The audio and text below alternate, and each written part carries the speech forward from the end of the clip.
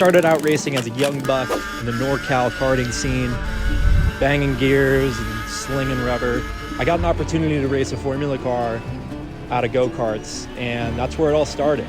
Ended up winning a national championship, got selected as a Mazda finalist, and then I found desert racing. You had Richardson, you had all these guys, you had John Marking. Yeah. So many different great drivers came from Class 10.